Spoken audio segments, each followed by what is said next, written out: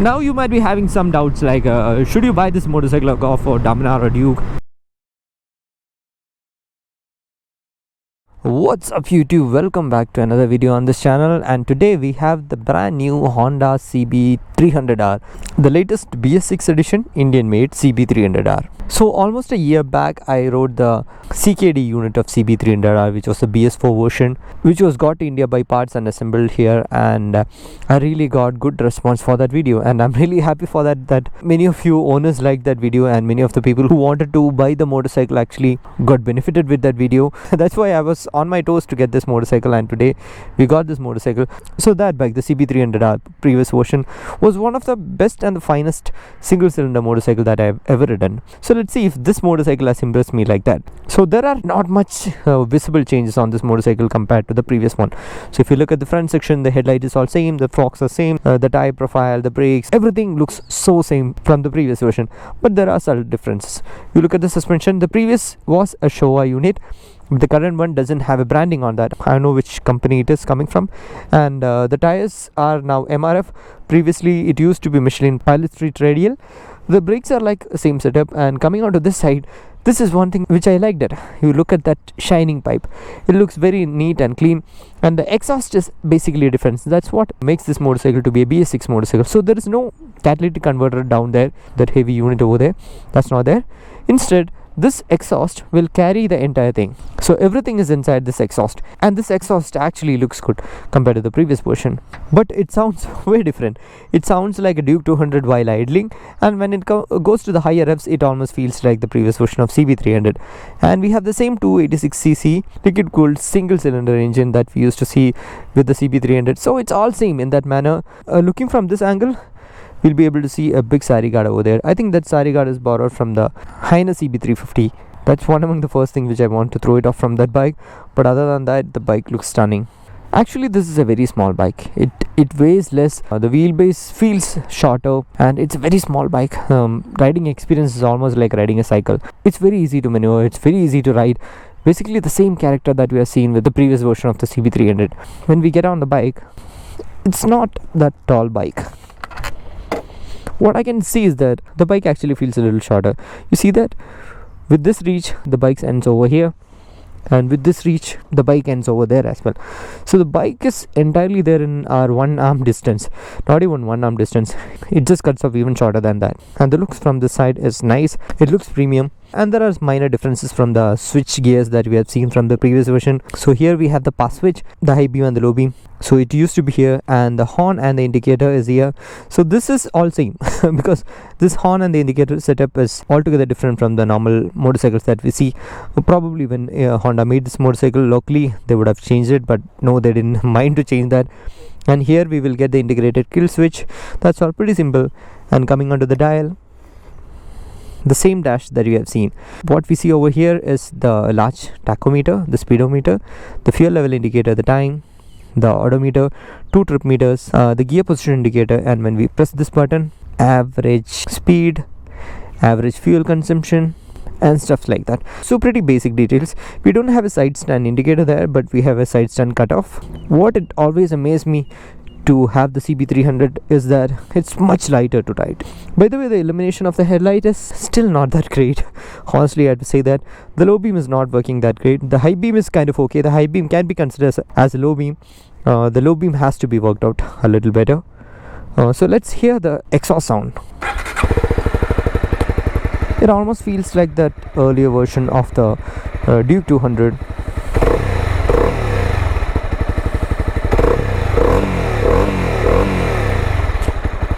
But the sound is not exactly like the Duke 200, how it sounds like towards the higher RPMs. It comes back to the CB300 format. So let's go for a ride and we'll talk about the things later. Alright, we are back on road.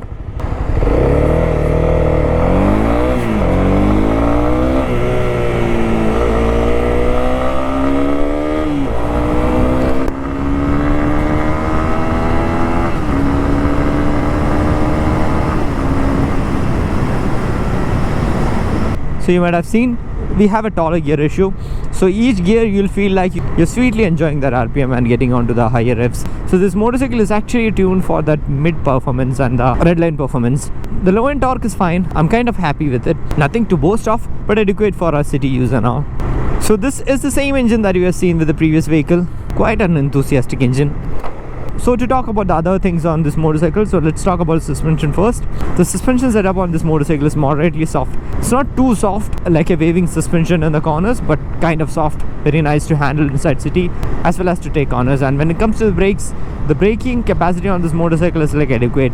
By the way, this motorcycle is just 146 kg. That means it's a very lighter motorcycle. So with this kind of an amble braking setup, the motorcycle is able to stop perfectly, completely satisfied about it. But when it comes to the tires, I see MRF tires on this motorcycle. MRF tires are not in general bad. I don't have any problem with MRF tires and all, but they are good for commuters. When it comes to high-speed cruising or high-speed cornering as well, I'll suggest Michelin Pilot Street radials for this kind of a motorcycle, because I have ridden this motorcycle from Kerala to here and back to Kerala, and we have a really nice guard section over there in Kerala, which is called Tamaraseri Guard. I was really able to push my limits on this motorcycle when I was riding through that guard section. So that was having the Pilot Street radial, and it just worked like a charm. But on this one, what I see is that if I go to higher speeds and all, there are minor wobbling issues, not so evident. But when we change the gears and all, we'll get a slight wobbling on the handlebar, that's all. But kind of okay. By the way, the cruising speed on this motorcycle is in general 100 to 110 kilometers. I was able to do 145 on a straight stretch, but it takes some time. And there's a little bit of a buzz feel on the tank as well as on the seat. Otherwise, no problem. And to talk about the gear shift, I have no words to praise this man, because the gearbox is so crisp that you feel each and every gear that you're putting onto, and the clutch feel is lighter, and the overall feedback that you get when you shift gear is very confident. There are no false neutrals, absolutely no hassles with the gear shifting, and there are no ground clearance issues on this motorcycle, and I didn't face any heating issues as well when I was riding through the traffic. And to talk about the ownership things of this motorcycle actually comes for 3,45,000 on road Bangalore now. Previously, when it was a CKD few years back, it was 3,15,000. So we were expecting a better pricing for this motorcycle, but yeah, now on road is 3,45,000, and this motorcycle actually goes for service once in 6,000 kilometers, just like any other Honda 300cc motorcycle, and it will be costing something like 2,000 rupees, which is not pocket tearing. In fact, I have to say that Honda motorcycles are actually much friendly to maintain. That's my personal feel after owning Honda for years now. And when it comes to the mileage, we really don't have any solid claim about the mileage, but the expectancy is we'll be able to get something like 26 to 30 inside city and something like 30 to 32 or 34 on highways.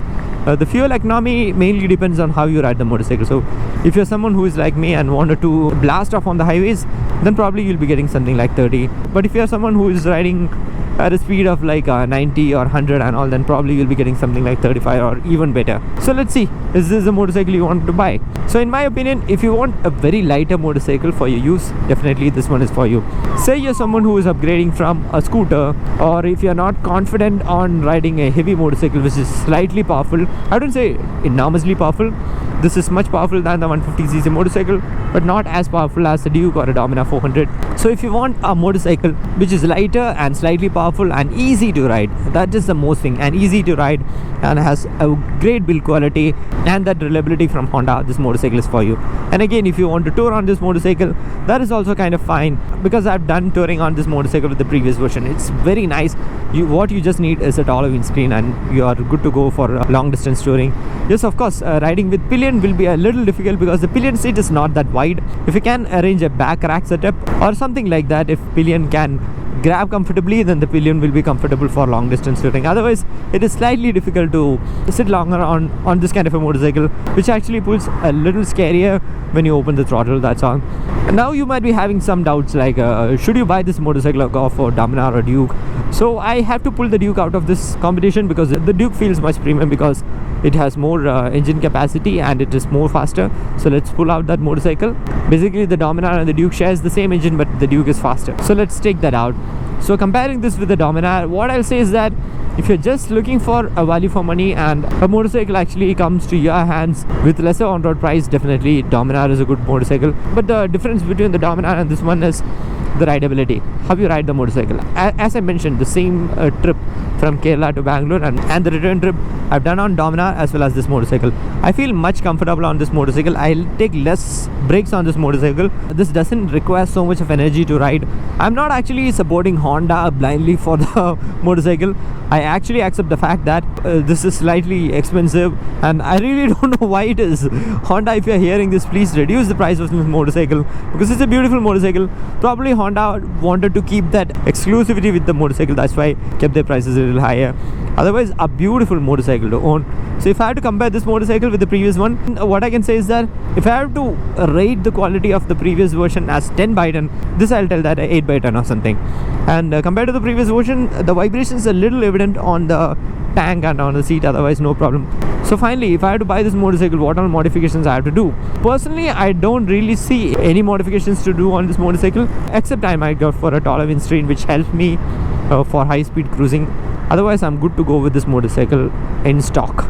So totally a very good positive feel about the motorcycle. And thank you very much Indiranagar BigWing to provide this motorcycle for a longer ride. So I hope you like this video, and as always, show some love in the form of likes and comments. See you in the next video. Until then, bye bye.